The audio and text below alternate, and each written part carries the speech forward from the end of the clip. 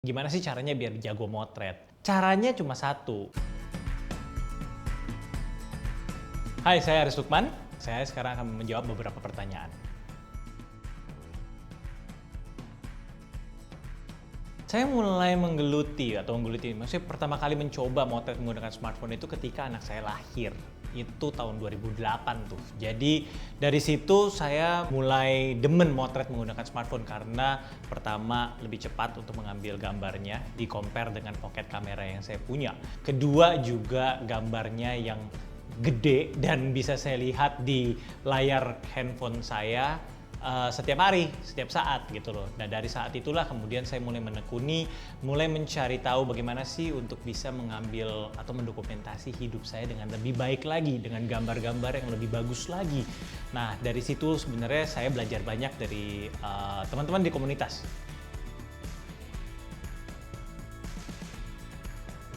Well, komunitas ini dibentuk karena memang niatnya saya untuk mencari teman. Waktu itu saya berasa sendirian aja. Di tahun 2008 itu kayaknya masih belum banyak orang yang menggunakan smartphone untuk motret.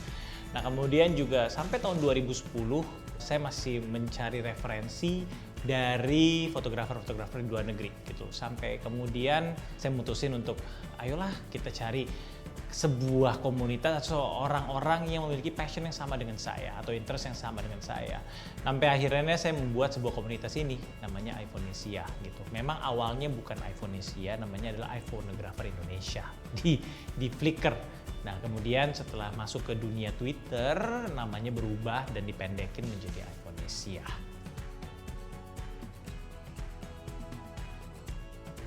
Komunitas iPhonesia sih udah berevolusi banyak ya gitu, karena udah dari tahun 2010 nih, dari tahun 2011. Dari yang memang sebuah komunitas yang single brand dan juga sangat Instagram oriented gitu ya, bagaimana untuk masuk ke popular page dan lain-lain sebagainya. Sampai akhirnya sudah dipercaya oleh brand-brand juga waktu itu sempat ya dari awal, karena memang komunitas kita kuat dan solid. Sampai kita berhasil sebenarnya menemukan menyadari gitu loh bahwa kekuatan visual itu di zaman ini itu sangat penting. Makanya brand tuh banyak yang engage dengan kita karena kita memiliki kekuatan visual yang bisa menciptakan dampak buat banyak orang. Menciptakan dampak terutama buat brand itu sendiri.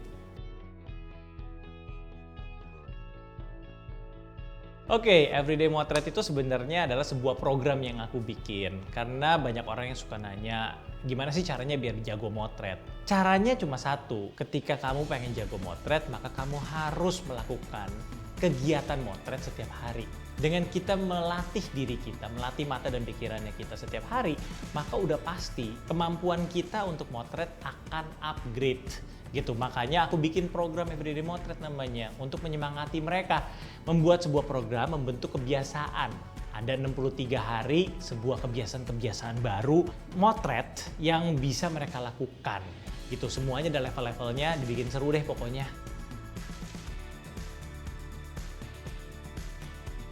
Pelajaran paling penting adalah ketika kita melakukan kegiatan motret setiap hari, maka kita secara tidak sadar akan menjadi fotografer yang jauh lebih baik daripada dulu waktu kita motret hanya nunggu kesempatan untuk pergi jalan-jalan dan foto gitu. Jadi foto dulu baru kemudian jalan-jalan dan dapetin foto-foto yang bagus di saat jalan-jalan. Di sana sih maksudnya. Harapan saya sebenarnya sama dari dulu sampai sekarang.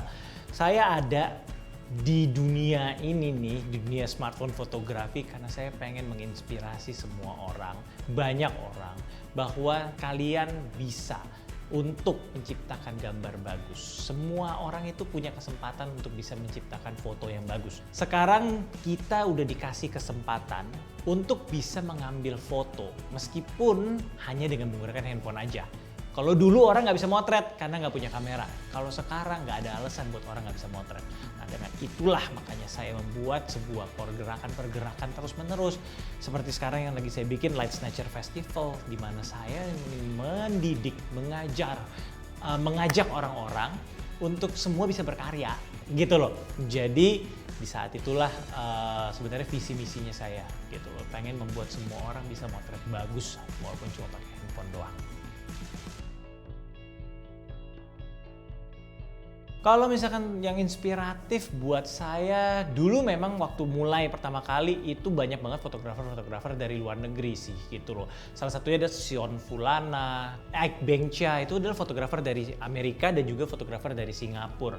Nah mereka-mereka ini ya kita bisa berkomunikasi dan kemudian mereka jadi mentor dengan saya melihat hasil karyanya mereka.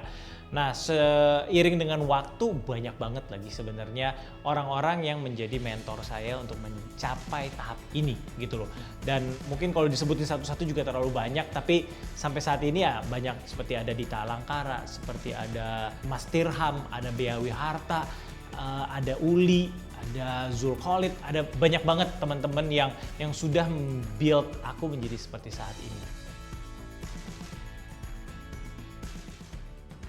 Masih sejalan dengan apa yang aku selalu lakukan gitu, bahwa dengan menggunakan alat yang kita pegang, kita memiliki kesempatan untuk memotret setiap hari.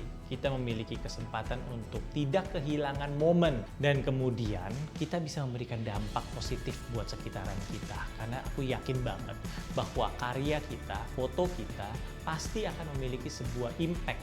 Meskipun sekecil apapun juga, dalam skop sekecil apapun juga, pasti akan ada impact. Bikin orang ketawa dan senyum aja itu udah merupakan impact dari visualnya kita. Gitu, jadi itu sebenarnya. Oke, sekian jawaban-jawaban dari saya untuk pertanyaannya, terima kasih. Dan kalau mau tahu lebih banyak lagi tentang smartphone fotografi, basic-basicnya, bagaimana cara motret dan lain sebagainya, kalian bisa untuk pergi ke Kunci untuk melihat course-nya saya tentang smartphone fotografi. Sampai jumpa.